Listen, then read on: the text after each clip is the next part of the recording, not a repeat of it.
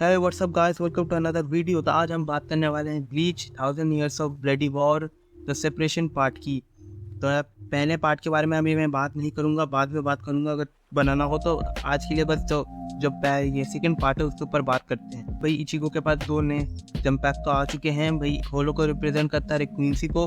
बस की जो आइडेंटिटी है उसके जानने के बाद तो बहुत बड़ा शॉक लगा था, पर अब तो शॉक पड़ने की आदत हो चुकी है। इतने सारे शॉक लग रहे हैं ब्लीच के ऊपर, क्या ही बोले। क्वींसीज ने वापस से अटैक कर दिया और इस बार भाई एक ऐसा चेहरा देखने को मिला जो इसके ऊपर किसी ने उम्मीद नहीं की होगी कि इशिदा ने क्वींसीज को ज्वाइन कर लिया, अलायंस बन चुके हैं और वो सोसाइटी के ऊपर अटैक कर रहे हैं। तो वापस से अटैक होना शुरू हो गया था और इस बार तो कोई होप थे ही नहीं, क्योंकि उनके पास बंकाई तो इस बार थी ही नहीं।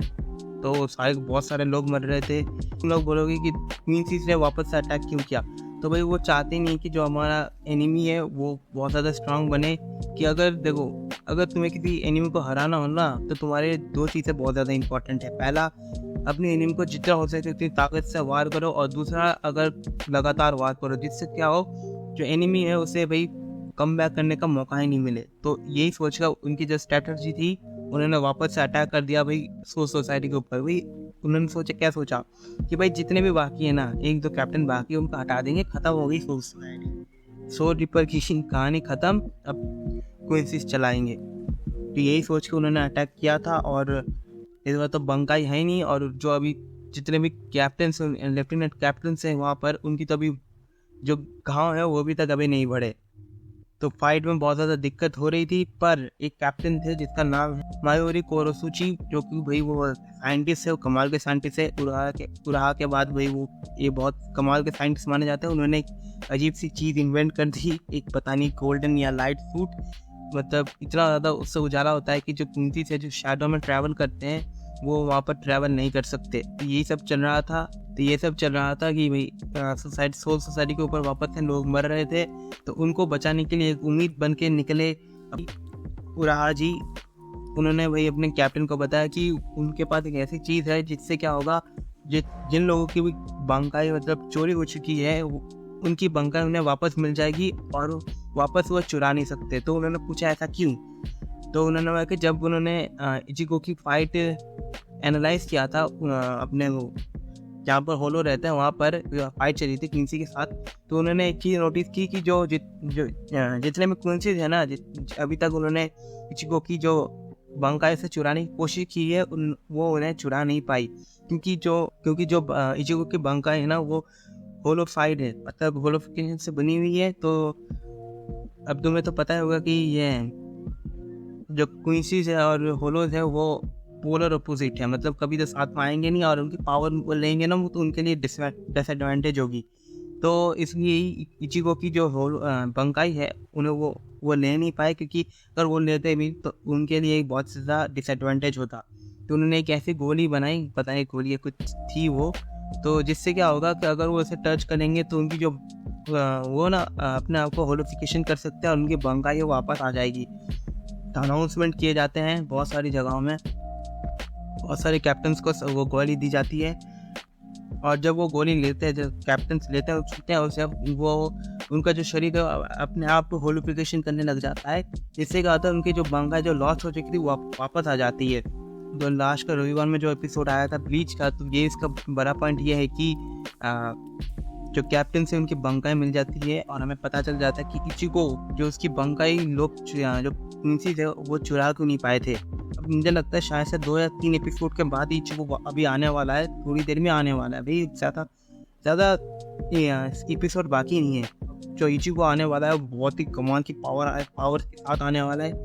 जैसे कि हमारे हेड कैप्टन ने बताया था भाई, उसके दोस्तों को भाई वो इतना ज़्यादा पावरफुल हो जाएगा कि उसे ओवरवर्ल्ड में रखना भी मुश्किल हो जाएगा। तो शायद से पता नहीं वो कितना ज़्यादा पावरफुल बन के आएगा। अब उसके पास दो जंपैक तो है, एक क्वींसी का और एक होलो का। अब तो देख के पता चलेगा भाई बंदा कितना ज़्यादा स्ट्रॉन्ग होने वाला है। अब तो यार ब्लीच को देखे, एक और चीज़ मेरे मन में अभी आया कि ब्लीच है यार शोनेन एनीमे से ना थोड़ा सा अलग है।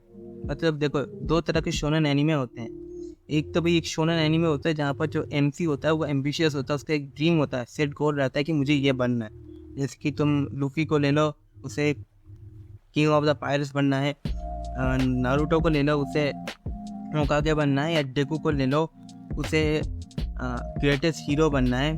पर ऐसे भी कुछ शोनेन एनीमे है जहाँ पर जो हमारा MC है ना, उसे मतलब कुछ बनना तो नहीं है, बस उसे इसका एक गोल है, सेट है कि उसे एक चीज़ को बचाना है। जैसे कि तुम ब्लीच को ले लो, ब्लीच में जो हमारा MC है इचिको, उसका एक सेट गोल है कि भाई उसको अपने पेरेंट्स को बचाना है, अपने दोस्तों को बचाना है, अपने सब कोऑर्डिनेट्स को बचाना है। तो वैसे ही डीमन स्लेयर को ले लो, तो वहाँ पर जो हमारा तांजीरो है, उसका एक सेट गोल है कि भाई अपनी बहन को कैसे ना कैसे करके ह्यूमन फॉर्म में लाना है।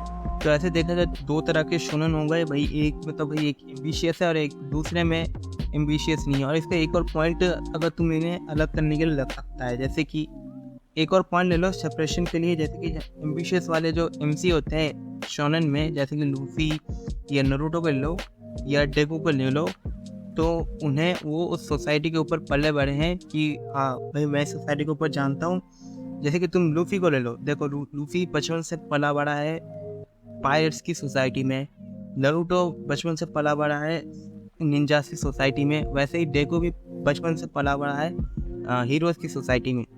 पर तुम दूसरी तरफ देखो, जैसे कि इचिको ले लो या डीमन स्लेयर्स पे तांजीरो को ले लो, वो भाई अपनी दुनिया से अलग दुनिया में जाते हैं। मतलब उनका जो जोन होता है ना, वो उस जोन से ना हट के दूसरे जोन में जाते हैं, बस किसी को बचाने के लिए। जैसे इचिको में भाई वो ओवरवर्ल्ड में रहता है, तो पर अपने पेरेंट्स को बचाने के लिए वो जाता है सोल सोसाइटी में, वहाँ पर जाता है। तो देखो वहाँ बचपन से वो सोल सोसाइटी में बड़ा नहीं है, पर वो जाता है, मतलब एक जोन से दूसरे जोन में जाता है। वैसे ही तांजीरो पहले वुड कटर था, मतलब वुड कटर नहीं चाकोर बनाता था पहले, तो उस जोन से हट के वो डीमन स्लेयर फॉर्म में ज्वाइन करता है, बस अपनी बहन को बचाने के लिए। तो भाई ये तो सेपरेशन वाले पॉइंट हो गए। अब इनको शोनेन क्यों बोलते हैं भाई, कि इनको शोनेन एक साथ क्यों बोलते हैं, इसके भी बहुत सारे पॉइंट हो सकते हैं। पर जब मैं इन पॉइंट्स के बारे में सोचता हूँ ना, मुझे लगता है कि अरे एक सेकेंड, ये पॉइंट्स अभी दूसरे एनिमेस में भी है।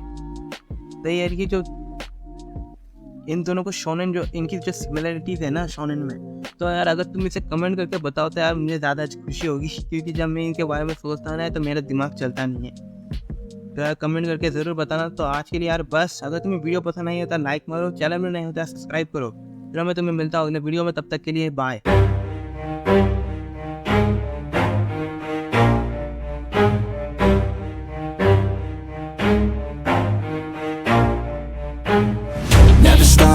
Get it if I want it.